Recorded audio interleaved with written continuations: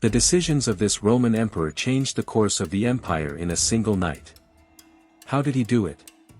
His name is Commodus, and his story is not one of a wise leader or a just ruler, but of a man who, trapped in his ego and obsession with power, marked the fate of Rome forever. Who was Commodus really? The emperor revered by his people, as shown in the movies? Or the man who sank the Roman Empire into a spiral of chaos and decay? Today, in this video, we will uncover the real story of Commodus, the man who believed he was a god and, in the end, became one of the most infamous emperors in Roman history. But there is much more behind his image: conspiracies, betrayals, fights in the arena, and a downfall that ended with a brutal murder. Join us on this journey and discover the hidden truth behind the figure of Commodus. If you're passionate about the history of Rome, don't forget to subscribe and hit the bell to stay updated on new videos. Rome, 180 AD. After a long period of peace under the five good emperors, a radical change was about to occur.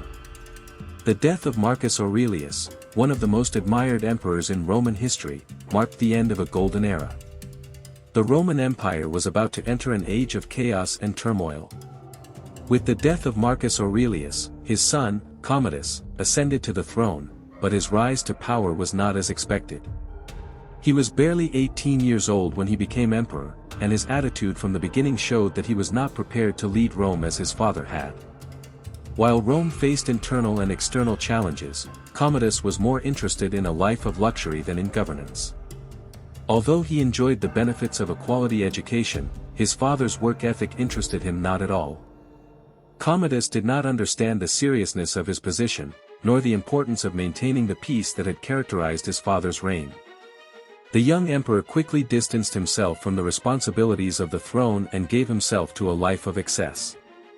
Commodus considered being emperor a tedious burden, and his desire to enjoy personal pleasures led him to make dangerous decisions that would lay the groundwork for his tragic reign. The disillusionment of those around him grew day by day.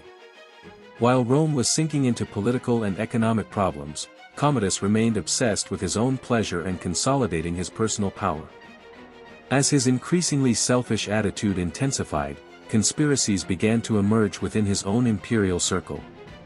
His sister Lucilla, who hoped to occupy a position of greater power, joined with other senators in a plot to assassinate him. The plan was simple but ambitious.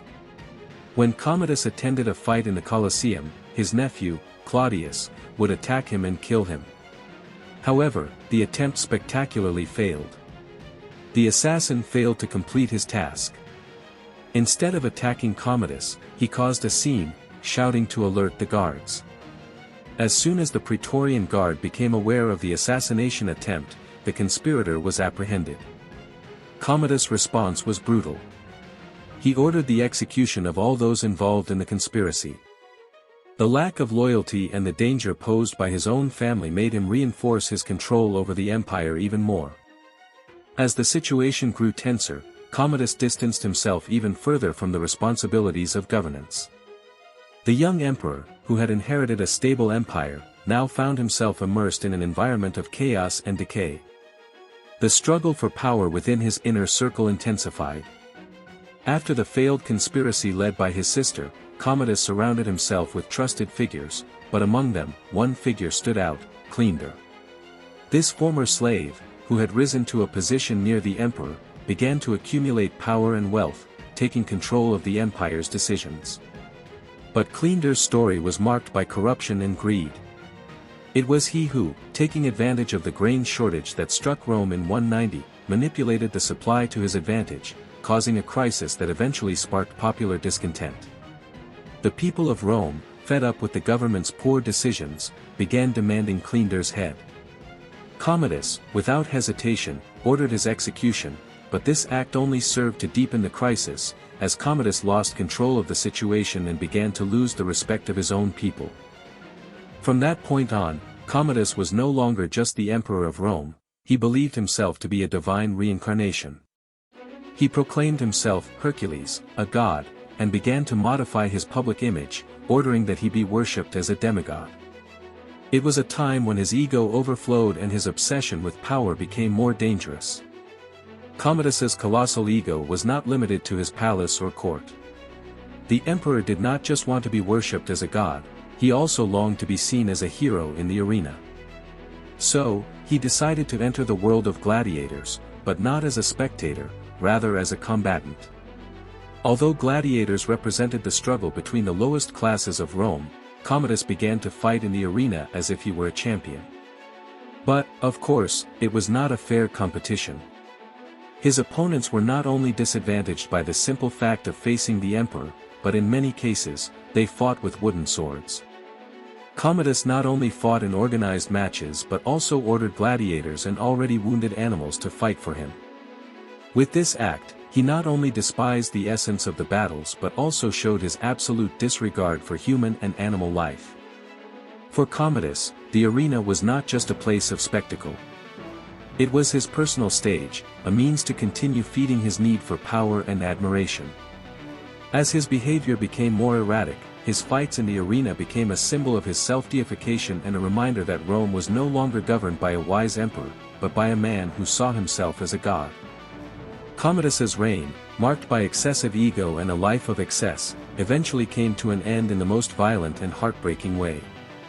In 193 AD, Commodus decided to participate in a public fight in the arena to celebrate the rebirth of Rome. With a large expectant audience, the emperor, who had already crossed all limits, began to showcase his power as a gladiator, once again ridiculing the seriousness of his actions. However, that was the straw that broke the camel's back.